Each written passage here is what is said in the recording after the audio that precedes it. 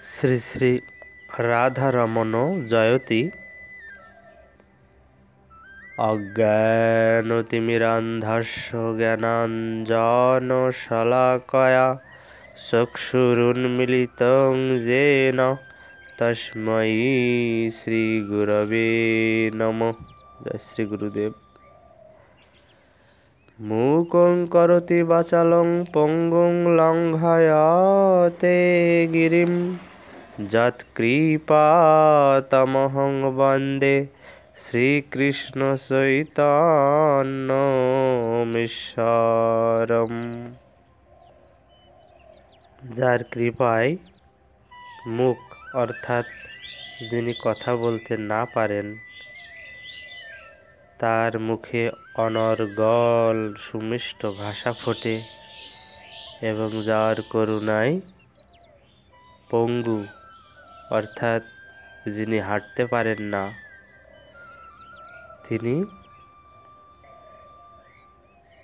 গিরি পর্বত লঙ্ঘি অন্যত্র যেতে পারেন। সেই প্রেমময় ঠাকুর শ্রী চৈতন্যের চরণে আমার শত সহস্র প্রণিপাত। জয় নিতাই গৌর হরি বল। তো আজ শ্রী হরিদাস ঠাকুর সম্বন্ধে একটি আস্বাদন পাঠ করব। শ্রী হরিদাস ঠাকুর শিশুকাল হইতে কৃষ্ণ নামের অনুরাগী ছিলেন। বুড়ন গ্রামেতে মনের মতো সঙ্গী না পাইয়া কিছুদিন পর তিনি শান্তিপুরের নিকটে গঙ্গার তীরবর্তী ফুলিয়া গ্রামে আসিয়া বাস করিতেছিলেন। এখানেই তিনি শান্তিপুরনাথ শ্রী অদ্বৈত আচার্যের সঙ্গ পাইয়া নিরন্তর কৃষ্ণ রস সমুদ্র তরঙ্গে ভাসিতে লাগিলেন। নিরবধি হরিদাস গঙ্গা তীরে তীরে ভ্রমেণ কৌতুকে কৃষ্ণ বলে উচ্চস্বরে।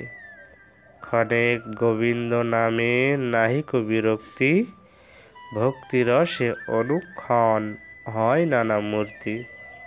চৈতন্য ভাগবতের আদিলীলার 1400 অধ্যায়ে এই বাণীগুলি আছেন। ফুলিয়া গ্রামের যত ব্রাহ্মণ সকল, সবেই তাহানে দেখি হইল বিহবল। সবার তাহানে বড় জন্মিল বিশ্বাস, ফুলিয়ায় রহিলেন প্রভু হরিদাস। গঙ্গা স্নান করি নিরবধি হরি নাম, উচ্চ করি লইয়া বুলেন সর্বস্থান। জীব দুঃখে কাতর হরিদাস, উচ্চ করিয়া হরিনাম শোনাইয়া স্থাবর জঙ্গমের উপকার করিতেন। আমরণ হরিদাস শ্রী নামের সেবা করিয়াছেন। হরিদাসের এই আচরণ কাজীর নিকট অত্যন্ত আপত্তিজনক মনে হওয়ায় কাজী মুলুকপতির নিকট হরিদাসের বিবরণ বর্ণনা করিয়া নালিশ করিলেন। মুলুকপতি অবিলম্বে হরিদাসকে ধরিয়া লইয়া যাইবার আদেশ করায় হরিদাসকে ধরিয়া মুলুকপতির স্থানে আনা হইল। মুলুকপতি বলছেন, অতি মনোহর তেজ দেখিয়া তাহান পরম গৌরবে বসিবার দিল স্থান। আপনি জিজ্ঞাসে তারে মুলুকের প্রতি, কেন ভাই তোমার কি রূপ দেখি মতি? কত ভাগ্যে দেখি তুমি হয়েছ যবন, তবে কেন হিন্দুর আচারে দেহ মন? আমরা হিন্দুরে দেখি নাহি খাই ভাত, তাহা ছাড়ো হই তুমি মহাবংশজাত। কি বলছেন মুলুকপতি? আমরা হিন্দুকে দেখে ভাত পর্যন্ত খায় না। তাহা ছাড়ো হই তুমি মহাবংশজাত। এরকম মহা বংশে তুমি উৎপন্ন হয়ে এই যবনকুলে তুমি সেই আমাদের আচরণ ছেড়ে তুমি সেই হিন্দুদের আচরণ ধরেছ।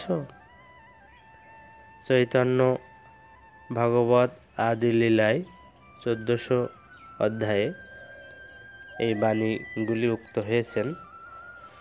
কৃষ্ণ নাম পরিত্যাগ করিবার জন্য হরিদাসকে অনেক বুঝাইলেন। হরিদাস বিষ্ণু মায়া মোহিতদের কথা শ্রবণ করিয়া তাহাদের জন্য চিন্তা করিতে লাগিলেন। তাহাদের মন ফিরাইবার জন্য বিনয় মধুর বাক্যে বলিতে লাগিলেন। বলিতে লাগিল তারে মধুর উত্তর, শোনো বাপ, সবারই এক ঈশ্বর। নাম মাত্র ভেদ করে হিন্দুরে যবনে, পরমার্থে এক কহে কোরআনে পুরাণে। কোরআনে আর পুরাণে একই কথা, কিন্তু নামে মাত্র ভেদ করে হিন্দু এবং মুসলমানে, যে এ হিন্দু এ মুসলমান। এক শুদ্ধ নিত্য বস্তু অখণ্ড অব্যয়, পরিপূর্ণ হইয়া বৈশে সবার হৃদয়। যেই প্রভু যারে যেন লয়েন মন, সেই মতো কর্ম করে সকল ভুবন। সেই প্রভু যারে যেন, অর্থাৎ যারে যেমন লয়েন মন, সেই মতো কর্ম করে সকল ভুবন। এ থেকে আমারে সে ঈশ্বরে যে হেন, লওয়াই আছে চিত্তে করি আমি তেন। হিন্দুকুলে কেহ হেন হইয়া ব্রাহ্মণ, আপনি আসিয়া হয় স্বেচ্ছায় যবন। সরাসর এবে তুমি করহ বিচার, যদি দোষ থাকে শাস্তি করহ আমার। হরিদাস ঠাকুরের সুসত্য বচন শুনিয়া সন্তোষ হইল সকল যবন। চৈতন্য ভাগবতের আদি লীলায় 1400 অধ্যায়ে এই বাণীগুলি রয়েছেন।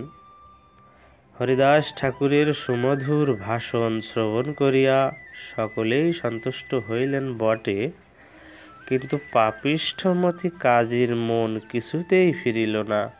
সে নানা প্রকারে মুলুকপতিরে বুঝাইয়া হরিদাস ঠাকুরের কঠোর দণ্ডের ব্যবস্থা করিল। মুলুকপতি পুনঃ হরিদাস ঠাকুরকে বুঝাইয়া বলিল, তুমি হিন্দুর ধর্ম পরিত্যাগ করো, অন্যথায় সব কাজীগণ মিলিয়া তোমার শাস্তি করিবে। হরিদাস বলেন, যে করান ঈশ্বরে, তাহা বহি আর কেহ করিতে না পারে। অর্থাৎ সকলই ঈশ্বরেচ্ছা। খণ্ড খণ্ড যদি হই যাই দেহ প্রাণ, তবু আমি বদনে না ছাড়ি হরি নাম। এই দেহটা যদি খণ্ড খণ্ড হয়ে যায়, দেহ ছেড়ে যদি প্রাণও বেরিয়ে যায়, তবু আমি আমার মুখে আমার বদনে হরি নাম ছাড়তে পারবো না। এই কথা শ্রবণ মাত্র 22 বাজারে মারিয়া প্রাণ লইবার আদেশ করিল।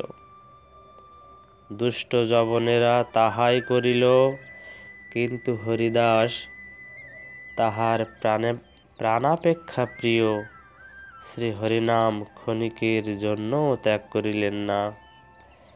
যুগে যুগে এই প্রকার কঠোর দণ্ড গ্রহণ করিয়া ভক্তই ভক্তির প্রভাব এবং ভগবদানুরাগ প্রদর্শন করিয়া থাকেন। প্রহ্লাদকেও তো এইরূপ অত্যাচার করা হইয়াছিল। প্রহ্লাদ কখনো কৃষ্ণ নাম পরিত্যাগ করেন নাই। প্রহ্লাদকে রক্ষা করার জন্য শ্রী ভগবান নরসিংহ রূপে আবির্ভূত হইয়া হিরণ্যকশিপুর প্রাণ ধ্বংস করিয়াছিলেন। এইবার সেই রূপ কোনো কার্য সম্পাদিত হয় নাই। এইবার প্রভুর অফুরন্ত করুণার যুগ। অবিচারে আপামরকে নাম প্রেম দেওয়ার জন্যই প্রভুর আবির্ভাব। হরিদাস ঠাকুরকে জবনগণ যখন অমানসিক অত্যাচার করিতেছিল, তখন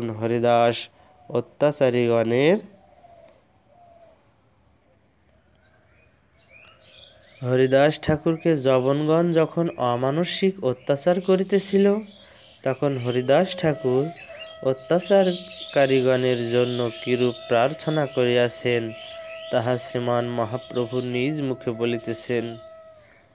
শুনো হরিদাস, তোমারে যখনে নগরে নগরে মারি বেড়াই যবনে, দেখিয়া তোমার দুঃখ চক্রধরি করে, নামিনু বৈকুণ্ঠ হইতে সবা কাটিবারে। প্রাণান্ত করিয়া তোমা মারয় সকলে, তুমি মনে চিন্ত তাহে সবার কুশলে।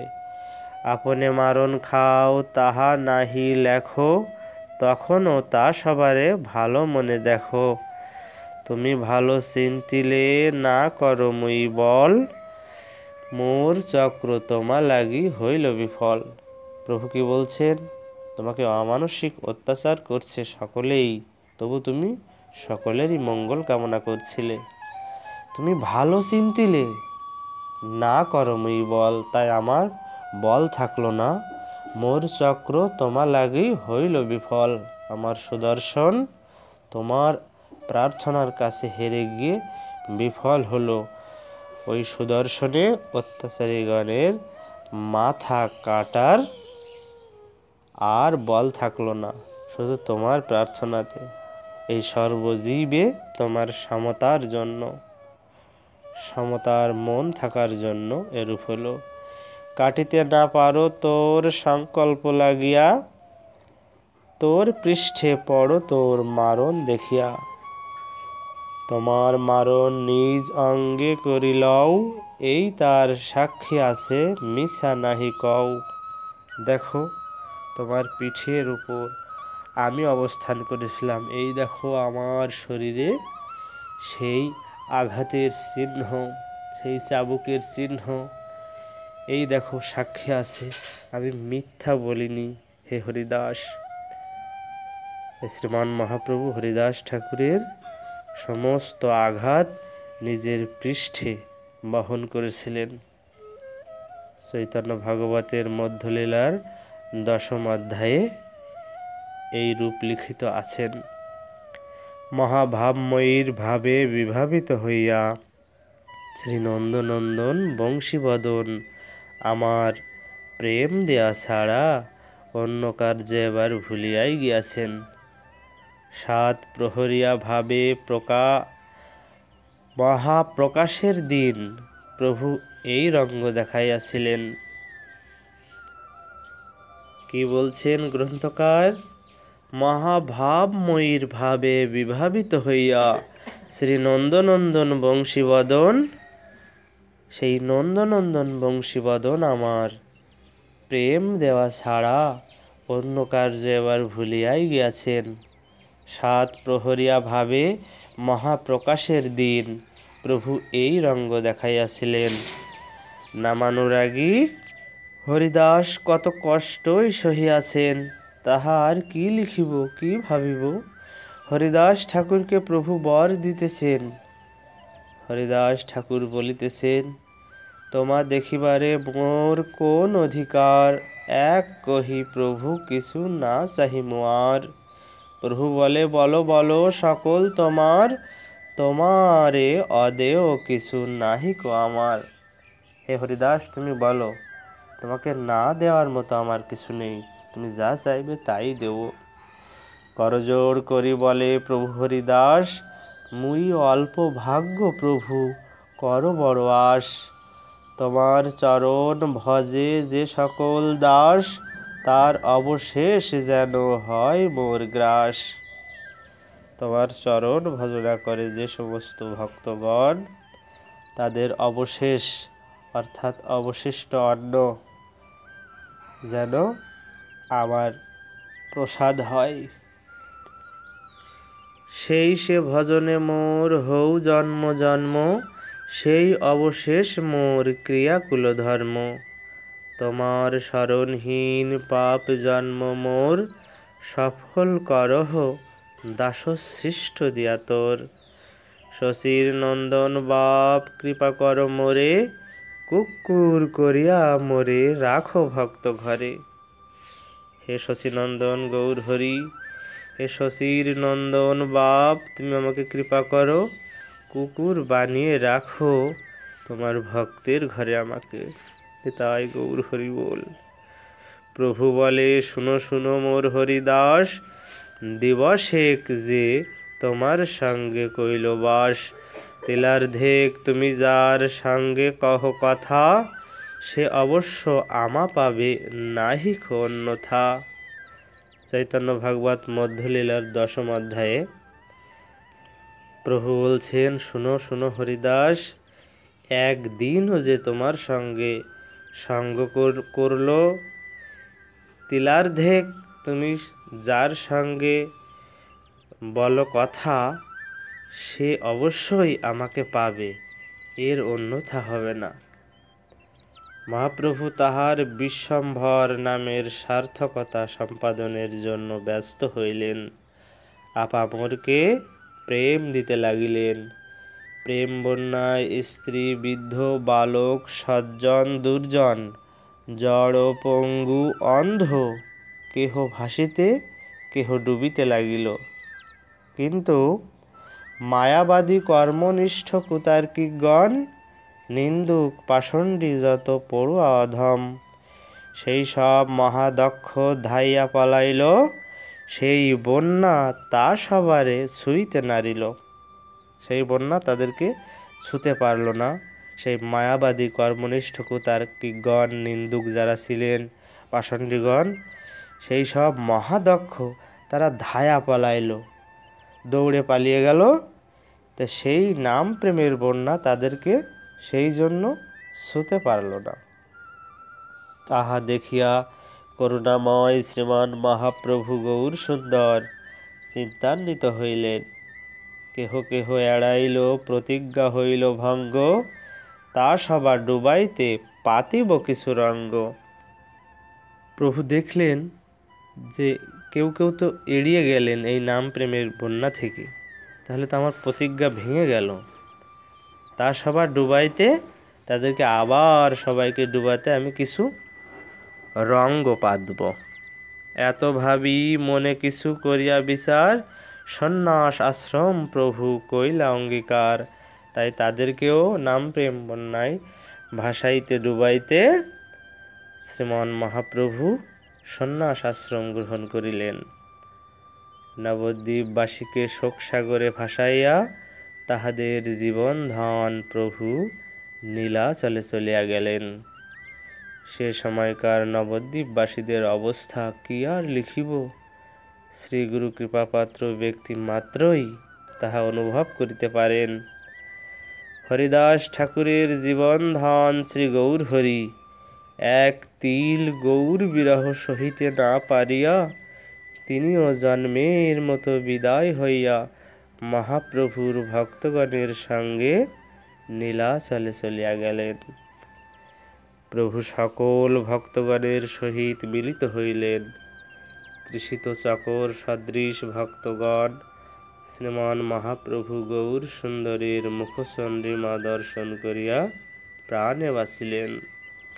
প্রভু সকলকেই স্নেহালিঙ্গন করিয়া নিকটে বসাইলেন। প্রত্যেকের গুণমুগ্ধ ভক্তবৎসল প্রভু পুনঃ পুনঃ আলিঙ্গন করিয়া সকলের সম্মান করিলেন। তাই প্রভু অর্থাৎ শ্রীমান মহাপ্রভু তিনি হচ্ছেন প্রত্যেকের গুণমুগ্ধ ভক্তবৎসল প্রভু। তিনি কি করলেন? পুনঃ পুনঃ আলিঙ্গন করিয়া সকলের সম্মান করিলেন। সবারে সম্মানী প্রভুর হইল উল্লাস, হরিদাসে না দেখিয়া কহে কাহা হরিদাস। দূর হইতে হরিদাস গোসাই দেখিয়া রাজপথ প্রান্তে পড়ি আছে দণ্ডবৎ হইয়া। তখন দেখলেন প্রভু দূরে হরিদাস ঠাকুর রাজপথের এক প্রান্তে পড়ে আছেন দণ্ডবৎ হয়ে প্রভুকে প্রণাম করে। মিলন স্থানে আসি প্রভুরে না মিলিলা, রাজপথ প্রান্তে দূরে পড়িয়া রহিলা। ভক্ত সব ধায়া আইলা হরিদাসের নিতে, প্রভু তোমায় মিলিতে চাহে চলো তরিতে। সবাই নিতে আসলেন, প্রভু তোমার সঙ্গে মিলতে চাচ্ছেন, তুমি চলো, তোমার সঙ্গ চাচ্ছেন প্রভু। হরিদাস কহে মুই নিজ জাতি ছাড়, মন্দির নিকট যাইতে নাহি অধিকার। নিভৃতে টোটা মধ্যে যদি স্থান খানিক পাও, তাহা পড়ি রহ একা কাল গোয়াও। জগন্নাথের সেবক মোর স্পর্শ নাহি হয়, তাহা পড়ি রহ মোর এই বাঞ্ছা হয়। এই কথা লোক গিয়া প্রভুরে কহিল, শুনি মহাপ্রভু মনে বড় সুখ পাইল। তো দেখুন, দৈন্যই মহাপ্রভুর ভক্তগণের ভূষণ। ভক্তগণের দৈন্য দেখিলে মহাপ্রভু বড় সুখ পান। ভক্তগণের দৈন্য স্মরণ করিয়া মহাপ্রভু কাঁদেন। এই সময় মহারাজ প্রতাপ রুদ্র, গজপতি শ্রী গুরুদেব কাশী মিশ্র তাহার সেবকদের সঙ্গে যথাযোগ্য বৈষ্ণবদিগের সেবা সমাধান করিবার জন্য মহাপ্রভুর নিকট আসিলেন। মহাপ্রভু কত কাতরের মতো কাশী মিশ্রকে বলিতেছেন, কাশী মিশ্র, তোমার পুষ্পোদ্যানে অতি নির্জনে ছোট একখানি ঘর আছে, সেই ঘরখানা আমাকে দয়া করিয়া দাও, আমি নিভৃতে বসিয়া স্মরণ করিব। করুণাময় প্রভু এই ঘর ভিক্ষা চাহিলেন হরিদাসের জন্য। ভক্তগণ যার যার বিশ্রাম স্থানে চলিয়া গেলে প্রভু হরিদাসের নিকটে আসিলেন। তবে প্রভু আইলা হরিদাস মিলনে, হরিদাস করে প্রেম নাম সংকীর্তনে। প্রভু দেখি পরে আগে দণ্ডবৎ হইয়া, প্রভু আলিঙ্গন দিল তারে উঠাইয়া। দুইজনে প্রেমাবেশে করেন ক্রন্দনে, প্রভু গুণে ভৃত্য বিকল, প্রভু ভৃত্য গুণে। প্রভুর গুণে ভৃত্য বিকল হলেন, আর ভৃত্যের গুণে প্রভু বিকল। হরিদাস কহে, প্রভু না ছুঁইও মোরে, মুই নিজ অস্পৃশ্য পরম পামরে। প্রভু কহে, তোমায় স্পর্শী পবিত্র হইতে, তোমার পবিত্র ধর্ম নাহিক আমাতে। মহাপ্রভু বলছেন, হে হরিদাস, তোমাকে স্পর্শ করছি কেন জানো? আমি পবিত্র হব। তোমার যে পবিত্র ধর্ম তোমার ভিতরে আছে, তা কিন্তু আমাতে নেই। প্রভুর এত দৈন্য। ক্ষণে ক্ষণে করো তুমি সর্বতীর্থে স্নান, ক্ষণে ক্ষণে করো তুমি যজ্ঞ তপ দান। নিরন্তর চারিবেদ কর অধ্যয়ন, দ্বিজ ন্যাসী হইতে তুমি পরম পাবন। এত বলি তারে লইয়া গেল পুষ্পোদ্যানে, অতি নিভৃত সেই গৃহে দিল বাসস্থানে। এই বলে সেই পুষ্পোদ্যানে সেই ঘরখানার সামনে নিয়ে গেল, সেই নিভৃত জায়গায় হরিদাসকে নিয়ে বাসস্থানটিকে তিনি হরিদাসের করে অর্পণ করলেন। এই স্থানে রহ কর নাম সংকীর্তন, প্রতিদিন আমি আসি করিব মিলন। বললেন, প্রভু তুমি এখানে থাকো এবং নাম সংকীর্তন করো, প্রতিদিন আমি এসে তোমার সঙ্গে মিলন করব। মন্দিরের চক্র দেখি করিহ প্রণাম, এই ঠাই তোমার আসিবে প্রসাদান্ন। এখান থেকেই তুমি মন্দিরের চক্র দেখে প্রণাম করবে, এই ঠাই তোমার আসিবে প্রসাদান্ন। শ্রীমান মহাপ্রভু পুষ্পোদ্যানে অতি নিভৃত স্থানে হরিদাসকে বাসস্থান দিয়া সমুদ্র স্নান করিতে চলিয়া গেলেন। তো মহাপ্রভুর ভক্তগণের দৈন্যই ভূষণ। প্রভুরও তেমনই দৈন্য খুবই ভূষণের রূপ নিয়েছে। তো সমুদ্র স্নান করিয়া প্রভু গম্ভীরায় আসিলেন। শ্রী অদ্বৈত প্রভু আদি সকলে সিন্ধু স্নান করিয়া শ্রী জগন্নাথের চূড়া দর্শন করিয়া প্রভুর আবাসে ভজন করিতে গেলেন। প্রভুর যে আবাসস্থল সেখানে ভোজন করিতে গেলেন সবাই। প্রভু যথাযোগ্য স্থানে সকলকে বসাইলেন। প্রেমময় প্রভু আজ নিজ হস্তে পরিবেশন করিয়া ভক্তগণকে ভোজন করাইবেন। ভক্তবৎসল প্রভু গৌর সুন্দর ভিন্ন এমন আদর আর কে জানে। নিজ হাতে পরিবেশন করিতে আরম্ভ করিলেন প্রভু। এক এক জনের পাতে 2-3 জনার ভক্ষ পরিবেশন করিতে লাগিলেন। সকলেই নির্বাক হইয়া প্রভুর পরিবেশন রঙ্গ দর্শন করিতেছেন, কিন্তু কেহই ভোজন করিতেছেন না। তখন স্বরূপ গোস্বামী সবিনয়ে প্রভুকে নিবেদন জানাইয়া বলিলেন, প্রভু, তুমি না বসিলে কেহই ভোজন করিবেন না। তুমি ভক্ত সঙ্গে ভোজন করো, আমি পরিবেশন করিব। ভক্ত ইচ্ছা জানিয়া ভোজন করিতে বসিতেই গোবিন্দকে ডাকিয়া নিজ হাতে অতি যত্ন করিয়া হরিদাসের জন্য প্রসাদান্ন দিলেন। সেই দয়াময় প্রভু প্রভু ভক্ত সঙ্গে ভোজন করিয়া ভক্ত বাঞ্ছা পূর্ণ করিলেন। হরিদাস মরণাবধি গম্ভীরার নিকটবর্তী সেই নিভৃত পুষ্পোদ্যানে বাস করিলেন এবং প্রত্যহ 3 লক্ষ নাম গ্রহণ করিতেন। নাম সংকীর্তনে প্রগাঢ় অনুরাগ দেখিয়া শ্রীপাদ সনাতন গোস্বামী হরিদাসের মহিমা বর্ণনা করিয়া বলিয়াছেন। সনাতন কহে, তোমার সম কেবা আছে আন, মহাপ্রভুর গুণে তুমি মহাভাগ্যবান। তো নাম সংকীর্তনে প্রগাঢ় অনুরাগ দেখিয়া শ্রীপাদ সনাতন গোস্বামী কি বলিয়াছেন?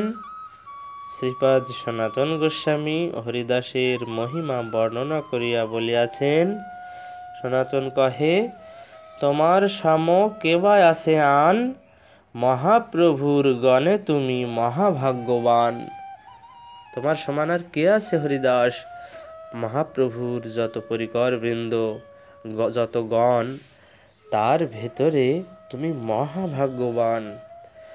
অবতার কার্য প্রভুর নাম প্রচারে, সে নিজ কার্য প্রভু করেন তোমাদারে। প্রত্যহ করো 3 লক্ষ নাম সংকীর্তন, সবার আগে কহ নামের মহিমা কথন। আপনে আচরে কেহ না করে প্রচার, প্রচার করেন কেহ না করে আচার। তো প্রভুর নাম প্রচারের যে কার্যের জন্য প্রভু অবতীর্ণ হয়েছেন তা তোমার দ্বারেই প্রভু করেন। অর্থাৎ তুমি যে প্রত্যহ 3 লক্ষ নাম সংকীর্তন করো, নামের আগে মহিমা কীর্তন করো, তা প্রভুর সেই কাজ তোমার দ্বারাই হয়ে যায় হরিদাস। কেউ কেউ নিজে আচার করেন, আবার কেউ কেউ প্রচার করেন। একসাথে আচার এবং প্রচার অনেকেই করেন না। তাই আচার প্রচার নামের করহ 2 কার্য, তুমি সর্বগুরু, তুমি জগতের আর্য। তুমি সেই আচারও তুমি নিজে করে দেখাও, আবার প্রচারও করো। তুমি গুরুস্বরূপ, সর্বগুরু, সকলের গুরু, তুমি জগতের আর্য। হরিদাসের ভজন নিষ্ঠা, হরিদাসের আচরণ, হরিদাসের গৌর প্রীতি ভক্ত মাত্রকেই আকৃষ্ট করিত। শ্রীরূপ সনাতন আসিয়া হরিদাসের কাছেই থাকিতেন। তো মহাপ্রভু প্রতিদিন শ্রী শ্রী জগন্নাথের মঙ্গলারতি দর্শন করিতে যাইতেন। উপল ভোগের প্রসাদ সেবকগণ প্রভুকে দিলেই প্রভু আঁচলে বাঁধিয়া হরিদাসের জন্য রাখিতেন। প্রভু নিয়ম করিয়া হরিদাসের জন্য এই ভিক্ষা করিতেন। প্রতিদিন এইভাবে প্রভু হরিদাসকে দর্শন দিতে আসিতেন। যতক্ষণ না প্রভু আসিতেন, হরিদাস পথ পানে চাহিয়া থাকিতেন। গুন্ডিচা মন্দির মার্জন লীলায় প্রভু ভক্তগণ সঙ্গে ঘট সম্মার্জনী লইয়া গমন করিলে হরিদাস পিছে পিছে নাম সংকীর্তন করিতে করিতে যাইতেন।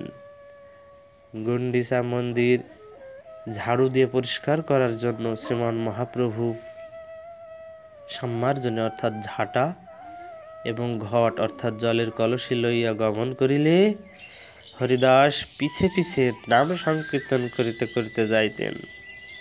প্রক্ষালন লীলা সমাপনের পর অর্থাৎ সেই প্রক্ষালন লীলা ধোয়া মোছার কাজ শেষ হওয়ার পর মহাপ্রভু ভক্তগণকে সঙ্গে লইয়া ইন্দ্রদ্যুম্নে স্নান করিয়া আইটোটায় বিশ্রাম করিতেন।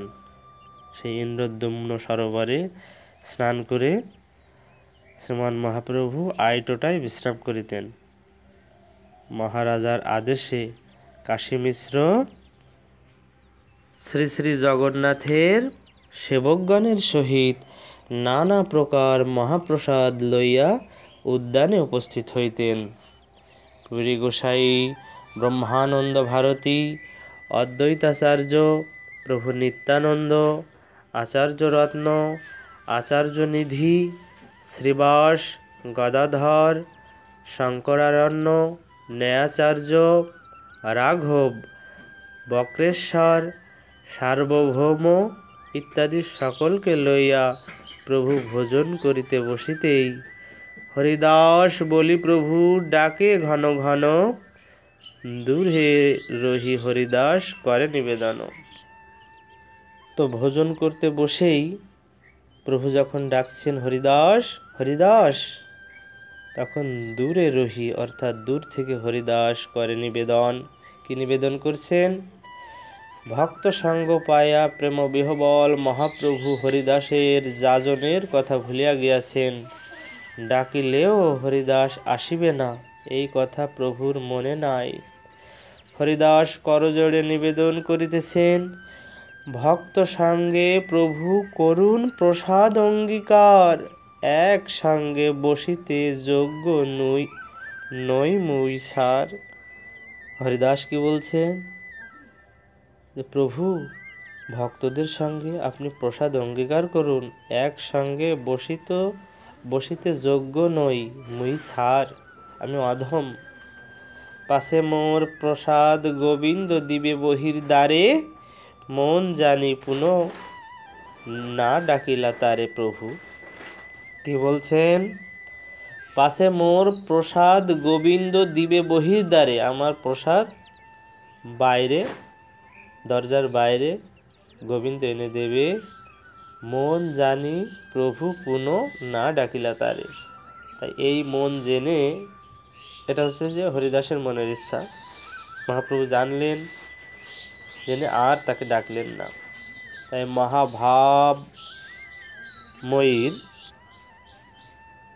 মহাভাবময়ীর ভাবে বিভাবিত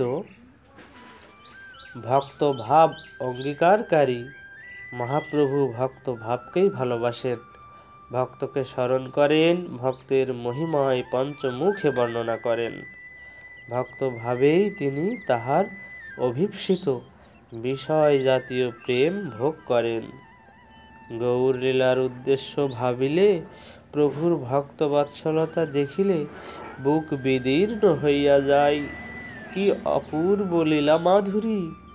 হরিদাস এইভাবে নাম সংকীর্তনানন্দে নীলাচলে বাস করিতে লাগিলেন। জগদানন্দ, শচীমা, অদ্বৈতাচার্য আদি ভক্ত সঙ্গে কিছুদিন বাস করিয়া নীলাচলে ফিরিয়া আসিলেন। আসিতে অদ্বৈতাচার্যের দত্ত তরজা লইয়া আসিয়াছিলেন। মহাপ্রভুকে সেই তরজা দিলেন। তাহা পড়িয়া প্রভু একটু হাসিলেন, হাসিয়া মৌন হইয়া রহিলেন। স্বরূপ গোসাই সর্বদাই প্রভুর দিকে লক্ষ্য রাখিতেন। স্বরূপ গোস্বামীর সঙ্গে ওই তরজা সম্বন্ধে কথোপকথনের কথা হরিদাস শ্রবণ করিলেন।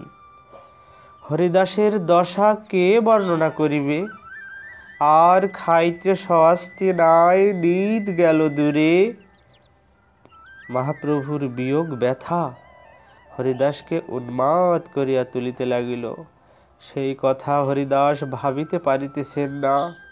সকল কাজে অস্বস্তি, দেহ ভুলিয়া যান, সংখ্যা নাম পূর্ণ হয় না, আর চেষ্টা করিবারও যেন শক্তি নাই। কি অদ্ভুত দশা! যার জীবন ধন গৌর হরি, সেই হরিদাসের গৌর বিরহ কি ভাবিব? প্রতিদিনের মতো গোবিন্দ হরিদাসকে মহাপ্রসাদ দিতে আসিয়া দেখিতেছেন হরিদাস শুইয়া আছেন, উঠিবার শক্তি নাই। মহাপ্রভুর নিকট হইতে মহাপ্রসাদ লইয়া গোবিন্দ আসা মাত্র প্রতিদিন যেভাবে আনন্দাতিশয্যে আগ্রহ করিয়া আসিয়া মহাপ্রসাদের মর্যাদা প্রদর্শন করেন এবং গোবিন্দকে সম্ভাষণ করেন, আজ যেন আর সেই শক্তি নাই। ধীরে ধীরে সংখ্যা কীর্তন করিতেছেন, ধীরে ধীরে সংখ্যা সংকীর্তন করিতেছেন সেই হরিদাস ঠাকুর। গোবিন্দ কহে, উঠি আসি করহ ভোজন। হরিদাস কহে, আমি করিব লঙ্ঘন। সংখ্যা কীর্তন পুরে নাহি, কে মতে খাইব। মহাপ্রসাদ আনিয়াছ, কেমনে উপেক্ষিব। এত বলি মহাপ্রসাদ করিলা বন্দন, এক রঞ্চ লইয়া তার করিল ভক্ষণ। তো নামানুরাগী ভজননিষ্ঠ হরিদাস মহাপ্রভুর কত প্রিয়। সর্বদা হরিদাসের সংবাদ জানিতে প্রভু উৎকণ্ঠিত থাকেন। গোবিন্দ প্রতিদিন মহাপ্রসাদ দিয়া আসিলেই প্রভু হরিদাসের সংবাদ জিজ্ঞাসা করেন। তাই গোবিন্দ প্রতিদিন মহাপ্রসাদ দিয়ে আসিলেই প্রভু হরিদাসের সংবাদ জিজ্ঞাসা করেন। আজও জিজ্ঞাসা করিলেন। গোবিন্দ আর কথা বলিতে পারিতেছেন না, অশ্রু জলে ভাসিতেছেন। অতি কষ্টে নিজকে সংবরণ করিয়া হরিদাসের সকল কথাই নিবেদন করিলেন। করুণার্দ্র প্রভু হরিদাসের নিকট আসিলেন। মহাপ্রভু তার ঠায় আইলা, সুস্থ হও হরিদাস, তাহারে পুছিলা। নমস্কার করিতেহ কইল নিবেদন, শরীর সুস্থ হয় মোর, অসুস্থ বুদ্ধি মন। প্রভু কহে, কোন ব্যাধি কহত নির্ণয়। দেহ কহে, অর্থাৎ হরিদাস ঠাকুর বলছেন, সংখ্যা কীর্তন না পুরয়। হে প্রভু, আমার শরীর তো সুস্থ, কিন্তু অসুস্থ আমার বুদ্ধি আর মন। কি অসুস্থতা? সংখ্যা কীর্তন আর পূরণ করতে পারছি না আমি। মহাপ্রভুর কথা শ্রবণ করিয়া হরিদাস কি মনোমুগ্ধকর সহজ সত্য সরল ভাষায় নিবেদন করিলেন। প্রভু, আমার দেহ সুস্থ আছে, মন বুদ্ধি অসুস্থ, সংখ্যা সংকীর্তন পূর্ণ হইতেছে না। নিত্য সিদ্ধ পরিকর হরিদাসের প্রাকৃত জীবের মতো শরীর অসুস্থ হইবেই বা কেন?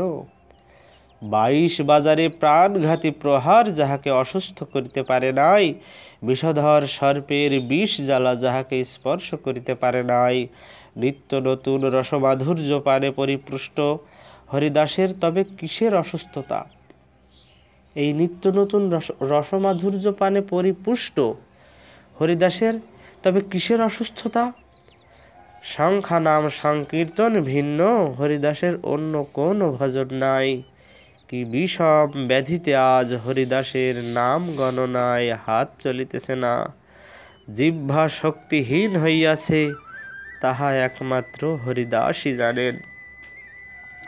প্রভু বলিতেছেন, নামের মহিমা প্রচার করিয়া লোক নিস্তার করিতে তুমি অবতীর্ণ হইয়াছ।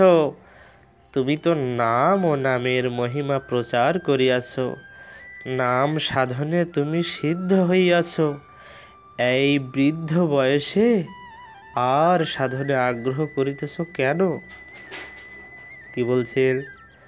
মহাপ্রভু, তুমি তো নাম ও নামের মহিমা প্রচার করিয়াছ, নাম সাধনে তুমি সিদ্ধ হইয়াছ, এই বৃদ্ধ বয়সে আর সাধনে আগ্রহ করিতেছ কেন?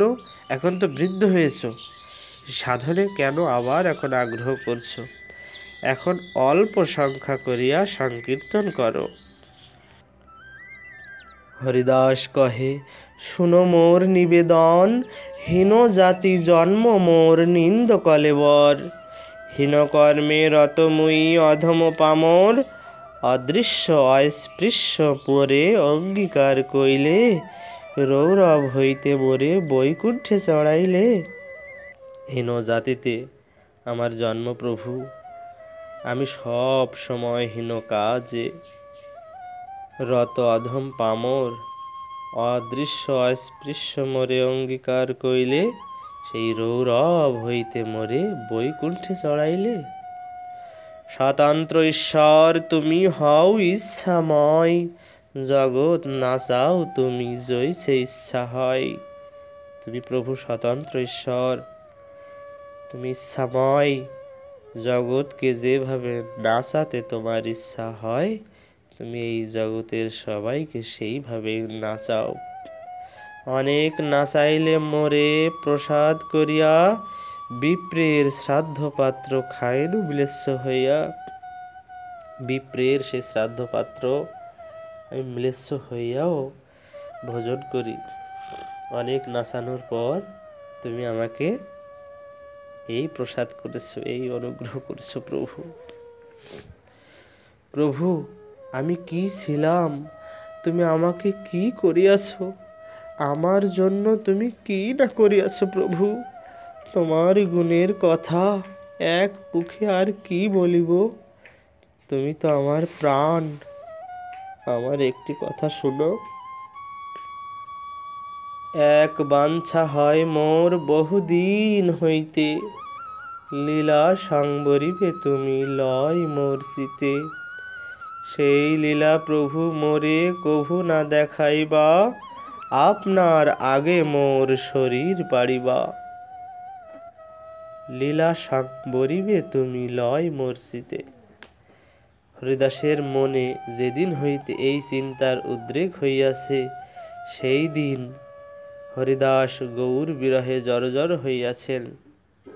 তো লীলা সাংবরিবে তুমি লয় মোর চিতে, অর্থাৎ হরিদাস ঠাকুর বুঝতে পেরেছেন শ্রীমান মহাপ্রভু লীলা শেষ করবেন, অর্থাৎ অপ্রকট অদৃশ্য হবেন। তাই হরিদাসের মনে যেদিন হইতে এই চিন্তার উদ্রেক হইয়াছে, সেই দিন হইতে হরিদাস গৌর বিরহে জর্জর হইয়াছেন। প্রভুকে না দর্শন করে আমি কিভাবে থাকব? হরিদাসের জীবন ধারণ নিতান্তই বৃথা মনে হইয়াছে। খাইতে স্বস্তি নাই, নাহি টুটে ভুক, কে মোর ব্যথিত আছে, কারে কব দুঃখ।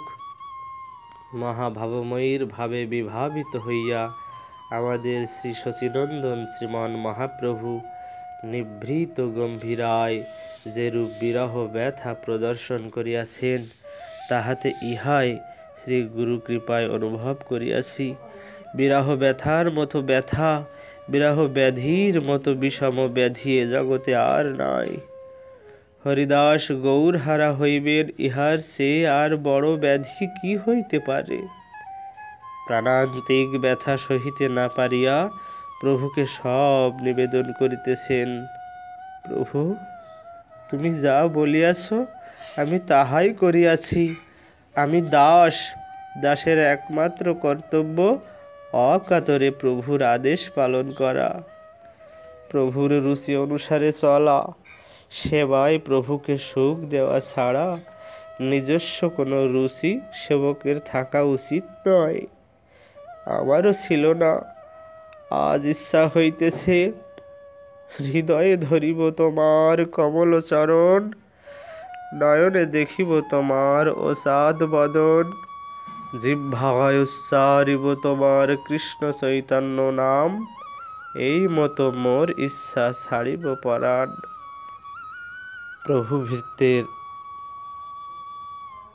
গুণ বা কাজ বোঝাতে।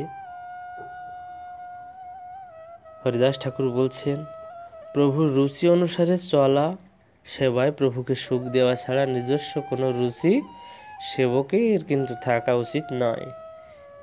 আমারও ছিল না। আজ ইচ্ছা হইতেছে, কি ইচ্ছা হইতেছে হরিদাসের? হৃদয়ে ধরিব তোমার কমল চরণ।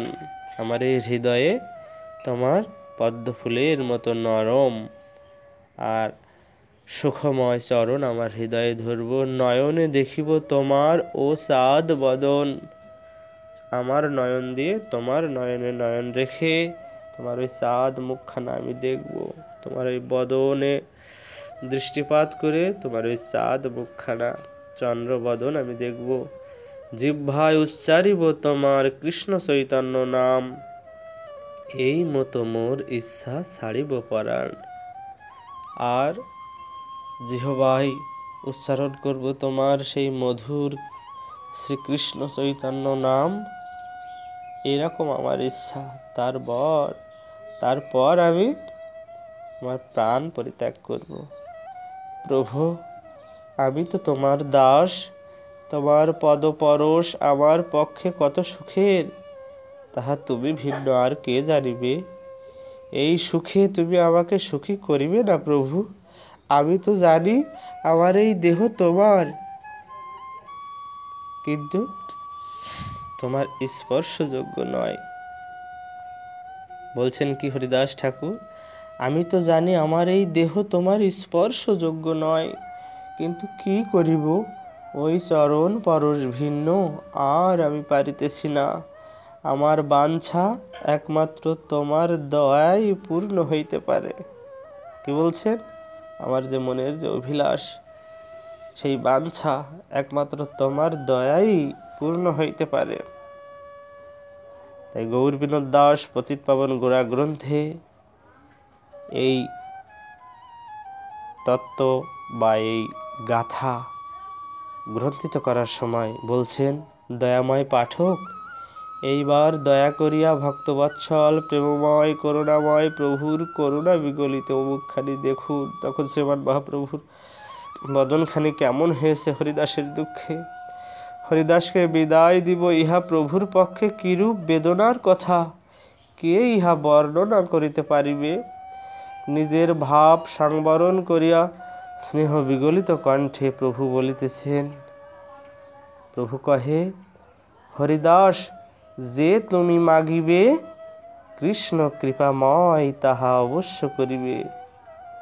বলছেন যে, হে হরিদাস, তুমি যা প্রার্থনা করবে আমার কৃষ্ণ অত্যন্ত কৃপাময়, তাহা অবশ্যই পূরণ করবেন। তোমার মনের অভিলাষ পূর্ণ করবেন সেই ভগবান শ্রীকৃষ্ণ। মহাপ্রভুর মুখনিসৃত আশার বাণী শ্রবণ করিয়া হরিদাসের আর আনন্দ ধরিতেছে না। হরিদাসের প্রাণ গৌর, হরিদাস গৌর নামের সঙ্গে চলিয়া যাইবেন। হরিদাসের প্রাণ হচ্ছেন গৌর, হরিদাসের প্রাণ গৌর। হরিদাস গৌর নামের সঙ্গে চলিয়া যাইবেন। কি আনন্দ! মহাপ্রভু হরিদাসের মুখ পানে চাহিলেন, ইহা কিরূপ চাহনি! হরিদাসকে বুকে তুলিয়া লইলেন, কত আদরে আলিঙ্গন করিলেন। আলিঙ্গন করিয়া শ্রী শ্রী জগন্নাথ দর্শন করিয়া কাল সকালে আবার আসিব, এই বলিয়া প্রভু মধ্যাহ্ন করিতে চলিয়া গেলেন। চতুর্দিকে ভক্ত পরিবেষ্টিত সংকীর্তন পিতা শ্রীমান মহাপ্রভু তো হরিদাস ভাবিতে লাগিলেন, নাম যজ্ঞের যজ্ঞেশ্বর গৌর হরির লীলা সম্বরণ হরিদাস দেখিবেন না। ভক্তগণ মধ্যে প্রভুকে দেখিয়া যাইবেন। কি আনন্দ! হরিদাস সেই পরম শুভ মুহূর্তের আশায় থাকিলেন। প্রাতকালে ঈশ্বর দেখি সব ভক্ত লইয়া হরিদাস দেখিতে আইলা শীঘ্র করিয়া। হরিদাস বন্দিল প্রভু আর বৈষ্ণব চরণ, হরিদাসের আগে আসি দিলা দর্শন। প্রভু কহে, হরিদাস কহ সমাচার। হরিদাস কহে, প্রভু যে আজ্ঞা তোমার। অঙ্গনে আরম্ভিলা প্রভু মহাসংকীর্তন, বক্রেশ্বর পণ্ডিত তাহা করেন নর্তন। স্বরূপ গোসাই আদি যত প্রভুর গণ, হরিদাসে বেড়ি করে নাম সংকীর্তন। হরিদাসকে বেড়ে অর্থাৎ চারপাশ ঘুরে স্বরূপ গোসাই, বক্রেশ্বর পণ্ডিত আদি যত প্রভুর গণ ছিলেন তারা সবাই হরিদাসকে ঘিরে নাম সংকীর্তন করতে লাগলেন। রামানন্দ সার্বভৌম সবার অগ্রেতে, হরিদাসের গুণ প্রভু লাগিলা কহিতে। রামানন্দ সার্বভৌম ভট্টাচার্য, তারপর আর যত ভক্তেরা সেখানে ছিলেন সবার সামনে হরিদাসের গুণ শ্রীমন মহাপ্রভু নিজ মুখে বলছেন।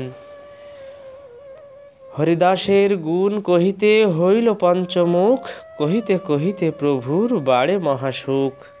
হরিদাসের গুণ শ্রীমন মহাপ্রভু গৌর হরি নিজ মুখে গাইছেন। আর ভক্তের গুণকীর্তন করতে করতে প্রভুর কি অবস্থা হয়? প্রভু আনন্দে আত্মহারা হয়েছেন। প্রভুর হরিদাসের গুণ কহিতে কহিতে কি হচ্ছেন প্রভুর দশা? হরিদাসের গুণ কহিতে কহিতে প্রভুর সুখ বেড়ে যাচ্ছে। হরিদাসের গুণ কহিতে হইল পঞ্চমুখ, কহিতে কহিতে প্রভুর বাড়ে মহাসুখ। হরিদাসের গুণে সবার বিস্মিত হয় মন, সর্বভক্ত বন্দে হরিদাসের চরণ। হরিদাস নিজাগ্রেতে প্রভুরে বসাইল, নিজ নেত্র দুই ভৃঙ্গ মুখপদ্মে দিল।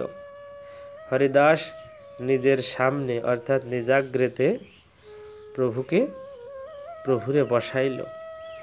নিজ নেত্র তার দুই নয়ন দুই ভৃঙ্গ মুখপদ্মে দিল। সেই দুই নয়নে মুখপদ্মে তিনি দিলেন তার দুই নেত্র। স্বর হৃদয়ে আনি ধরি প্রভুর চরণ, সর্বভক্ত পদরেণু মস্তক ভূষণ। সর্বভক্তের পদরেণু মাথায় নিলেন আর হৃদয়ে তার নিজের হৃদয়ে এনে মহাপ্রভুর চরণকে ধরলেন। আর সর্বভক্ত পদরেণু সমস্ত ভক্ত ওখানে যারা উপস্থিত ছিলেন তাদের পদরেণু মস্তকের অর্থাৎ মাথার অলঙ্কার করলেন, মাথায় ঠেকালেন। সর্বভক্ত পদরেণু মস্তক ভূষণ। শ্রীকৃষ্ণ চৈতন্য নাম বলে বারবার, প্রভু মুখ মাধুরী পিয়ে নেত্রে জলধার।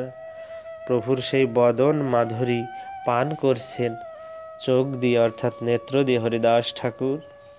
আর দুই নেত্রে জলের ধারা বইছে, অশ্রুর ধারা। শ্রীকৃষ্ণ চৈতন্য শব্দ করিতে উচ্চারণ, নামের সহিত প্রাণ করিল উৎক্রমণ। জয় নিতাই গৌর হরিবোল হরিবোল হরিবোল। হরিদাস ঠাকুর অপ্রকট হলেন। সেই প্রাণ পরিত্যাগ করলেন, সে আত্মা গিয়ে ভগবত ধামে পৌঁছল হরিদাস ঠাকুরের।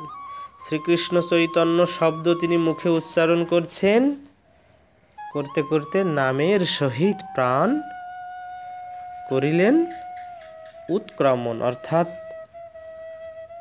বের করে দিলেন সেই প্রাণবায়ুকে। চৈতন্য চরিতামৃতের অন্তলীলার 1100 পরিচ্ছেদে এই হরিদাস ঠাকুরের নির্জান নামক যে পরিচ্ছেদ আছেন সেখানে এই কথাগুলো পাওয়া যায়, এই বাণীগুলো। শ্রীকৃষ্ণ চৈতন্য নাম বলে বারবার, প্রভু মুখ মাধুরী পিয়ে নেত্রে জলধার। শ্রীকৃষ্ণ চৈতন্য শব্দ করিতে উচ্চারণ, নামের সহিত প্রাণ করিল উৎক্রমণ। তো শ্রী শ্রী রাধা গোবিন্দ যুগলিত স্বরূপ শ্রীমৎ মহাপ্রভুর শ্রীচরণ প্রাপ্তেই সেই রাধার গোবিন্দের যুগলিত যে রূপ সেই স্বরূপ তিনি কে? তিনি শ্রীমান মহাপ্রভু। তা সেই শ্রীমান মহাপ্রভুর শ্রীচরণ প্রাপ্তিই হরে কৃষ্ণ নাম সাধনের সার্থকতা। এই ক্ষুদ্র জীবনে আমরা যে সকল খ্যাতনামা ভজন পরায়ণ বৈষ্ণবের শ্রীচরণ দর্শন পাইয়াছি, তাহাদের শ্রীমুখেও শ্রবণ করিয়াছি হরে কৃষ্ণ নাম মহামন্ত্র জপ করিতে।